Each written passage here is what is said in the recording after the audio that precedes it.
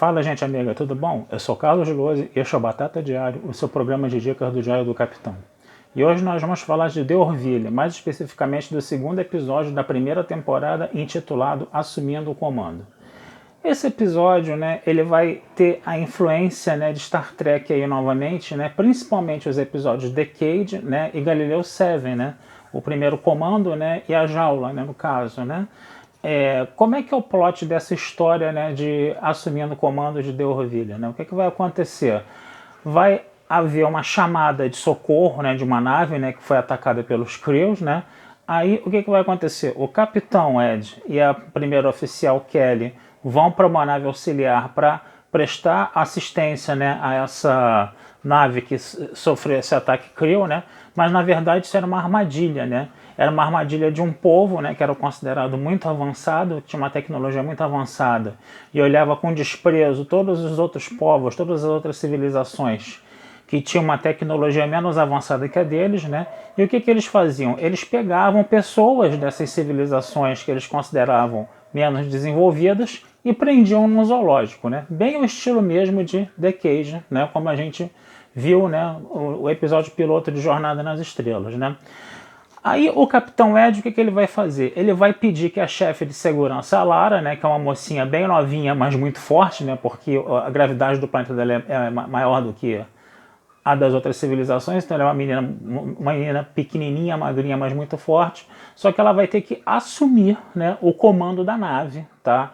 Enquanto que o Capitão Ed e a Kelly vão, para essa nave aí, que é uma armadilha, Eles vão acabar presos nessa jaula aí, no caso, desse zoológico, E aí o que vai acontecer? Essa menina aí, que é a Lara, ela vai ter que comandar a nave, ela vai ter que passar por erros e acertos, para poder levar a missão dela de salvar, o seu capitão e a sua primeira oficial, E aí a gente vai ver todo esse processo aí. Então é um episódio que realmente lembra, tanto Galileu 7, que eu não se lembra de Galileu 7, o Spock estava sob o comando de uma nave auxiliar, Essa nave auxiliar, ela fica presa num planeta que tem uma civilização que ataca essa nave auxiliar, E o Spock vai tentando tomar todas as medidas lógicas, para poder assumir o comando, dessa missão aí no caso, E nem sempre a lógica dele funciona, Então ele fica ali tendo que se reinventar, para poder assumir esse comando. E aí ele vai ter que tomar todas aquelas decisões, que são difíceis a um comando aí no caso. A Lara vai passar por essa mesma situação. Por quê? Porque quando ela pede para a União, a autorização para resgatar o seu capitão e a sua primeira oficial, a União não permite isso. A União, por quê? Porque a União não quer saber de problemas com essa civilização muito avançada tecnologicamente, Então, era considerado mesmo que o capitão e a primeira oficial estavam perdidos, E que ela deveria levar o Orville para a Terra para botar um outro capitão, uma outra primeira oficial no caso.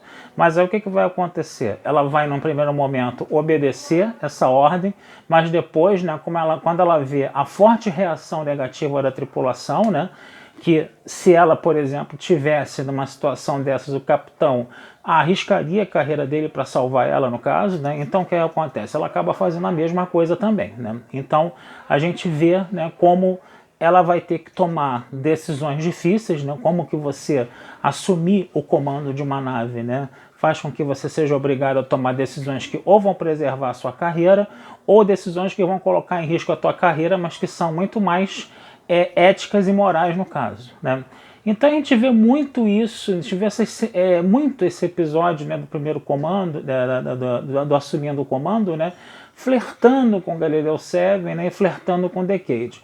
Claro que em Decade a coisa era muito mais intelectualizada, No final das contas aí, em assumindo o comando, o zoológico foi mais uma piada, foi mais uma gozação do que qualquer outra coisa ali, E também o pretexto, para a Lara violar as regras, da União para poder salvar o seu capitão, Enquanto que quando a gente fala de Galileu 7, a gente vê que assumindo o comando se aproxima muito mais de Galileu 7, porque a Lara é obrigada a tomar decisões difíceis também, e ela está ali sem experiência nenhuma para isso, completamente temerária do que ela pode fazer de errado, coisa e tal, Mas ela tem que enfrentar essa situação, E ela acaba, sendo uma boa capitã para a nave, né, temporariamente no caso. Né. Outra coisa também que a gente pode falar é o seguinte, né, como Orville é uma série que está trabalhando mais a questão do humor, né, a gente falou aqui no primeiro episódio, né, que o fã de Jornada nas Estrelas que não está acostumado a esse humor mais escrachado e até ácido de Orville, né, pode sentir um pequeno estranhamento no início. Essa impressão nesse segundo episódio foi mais ou menos a mesma no início do episódio, né? Você ainda tem aquelas tremendas saias justas, né? Onde você vê os pais, né, do Capitão Ed, né? Naquela simulação lá, né, daquela nave, né, que é a armadilha, né? Você vê os pais do Capitão Ed colocando ele em situações completamente constrangedoras perante toda a tripulação na ponte, né? Coloca também a Kelly, né, em situações constrangedoras por causa do adultério dela para cima do Ed, coisa e tal, né? E aí quando eles estão viajando na nave auxiliar para outra nave que vai ser a armadilha da coisa lá, né? Eles começam a fazer uma DR lá por causa da questão do adultério, né? E aí você tem umas piadas ali pesadas e ácidas também, né? Que são um pouco constrangedoras no caso, né, quando você vê isso. Mas o interessante é que com o desenrolar do episódio, né, as piadas começam a ficar, vamos dizer assim, mais amigáveis, vão ficar mais amigáveis, elas já não ficam tão constrangedoras. Por exemplo, quando você tá o Isaac lá e a Lara conversando com o dono do zoológico, por exemplo, o dono do zoológico vê ela como uma criatura inferior, né? Então ela, de deboche, ela dá até uma latidinha, au, né? No caso, né? Ou então, né, o desfecho do episódio também, que é interessante, né? Que o capitão, ela consegue salvar o capitão, a primeira oficial, e todas as espécies que estavam presas ali, né?